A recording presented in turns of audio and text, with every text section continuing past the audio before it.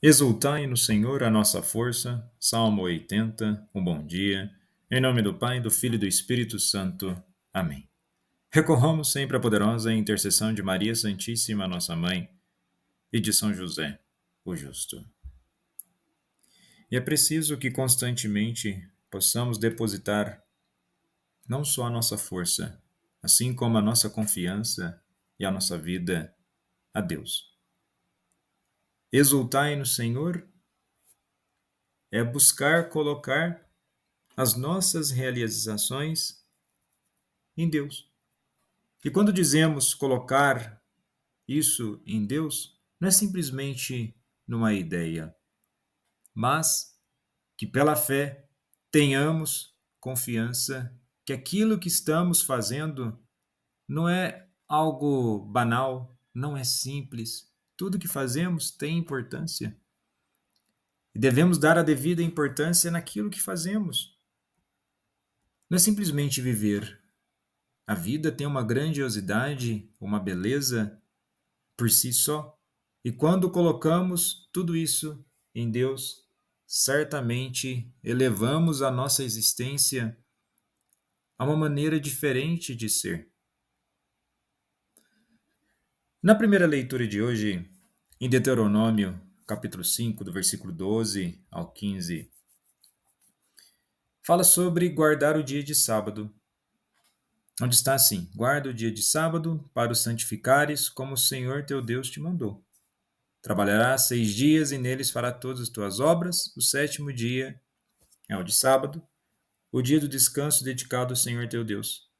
Não farás trabalho algum, nem tu, nem teu filho, nem tua filha, nem teu escravo, nem tua escrava, nem teu boi, nem teu jumento. Ou seja, há uma configuração geral para que ali houvesse o descanso. Faz sentido de que o ser humano ele tem a dimensão do trabalho, correr atrás do seu sustento, mas também ao tempo de descanso e lembrar e glorificar a Deus. Mas isso sempre deve estar interligado, pois a vida em Deus ela não se desliga da vida do nosso sustento. Mas aqui a ideia é exatamente trazendo na perspectiva de ter Deus como o Senhor de tudo aquilo que nós fazemos. E por de fato, Ele é. Mas não adianta simplesmente ter a ideia de que Ele é e não vivenciarmos isso naquilo que somos. Na segunda leitura de hoje, da segunda carta de São Paulo aos Coríntios, capítulo 4, versículo 6 ao 11, está assim: Irmãos, Deus que disse: do meio das trevas brilha a luz, é o mesmo que faz brilhar a sua luz em nossos corações, para tornar claro o conhecimento da sua glória na face de Cristo. Ora, trazemos esse tesouro em vasos de barro, para que todos reconheçam que este poder extraordinário vem de Deus e não de nós. Somos afligidos de todos os lados, mas não vencidos pela angústia. Postos entre os maiores apuros, mas sem perder a esperança. Perseguidos, mas não desamparados. Derrubados, mas não aniquilados. Ou seja, a leitura traz evidentemente que a vivência, a nossa existência, ela passa por vários apuros, desafios, e muito daquilo que vivemos pode ser consequência de nossas atitudes, mas isso não quer dizer que nós não vamos ficar angustiados, preocupados com aquilo que foi feito.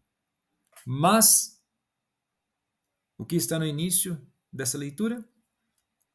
Do meio das trevas brilha a luz, para que possamos ter em nossos corações, ou seja, em nossas vidas, uma certeza de que tudo aquilo que nós passamos não é o fim. Eu entendo que muitas vezes, pela nossa forma de pensar, pela nossa estrutura racional, nós queremos uma resposta clara ou que nós já consigamos enxergar uma resposta ampla para toda a nossa vida, mas isso não tem como. Nem todas as respostas elas são dadas de forma imediata, espontânea e amplamente vista por nós. Ao longo da vida nós vamos obtendo essa certeza. Mas é preciso então constantemente buscar esse espírito de querer conhecer as coisas com certeza.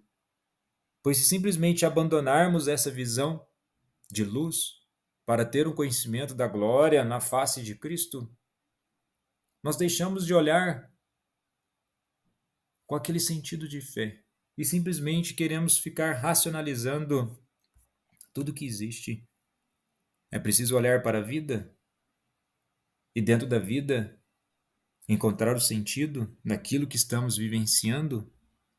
E quando o sentido não é dado, buscarmos o discernimento e do discernimento buscarmos uma vida nova. E no evangelho de hoje, em Marcos 2, do versículo 23, e depois capítulo 3, versículo 1 ao 6, o que nós temos? Jesus novamente ele é questionado.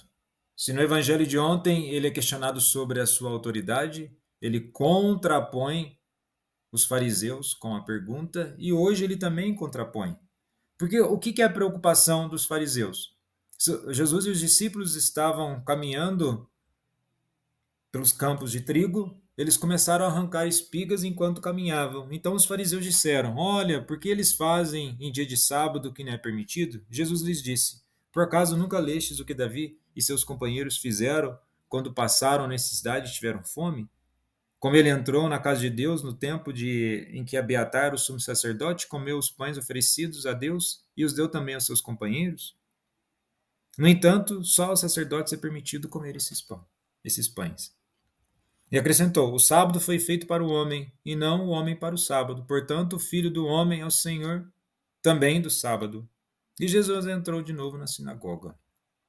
Então vejamos bem: para os fariseus, arrancar espigas era considerado o mesmo que ceifar, trabalho proibido no sábado.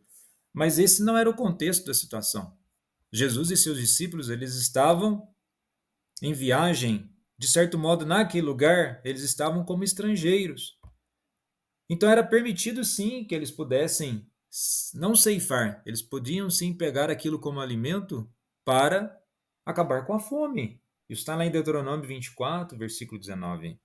Mas os fariseus, eles querem contextualizar de uma forma que dá o sentido que está errado. Mas é um contexto torto, e contexto torto não é verdade. O contexto era que ali simplesmente estava ocorrendo uma necessidade de saciar a fome. Esse é o verdadeiro contexto. Não se pode apegar à religião criando contextos para deturpar aquilo que Deus quer, mas simplesmente na clareza, na luz do entendimento do que está acontecendo, para então buscarmos a santificação daquilo que fazemos e da própria vida. Não basta querer distorcer os fatos para então criar uma situação aonde, ao invés de levar ao entendimento, se traz a uma forma opressiva de religião. Jesus, manso e humilde de coração, fazei o nosso coração semelhante ao vosso.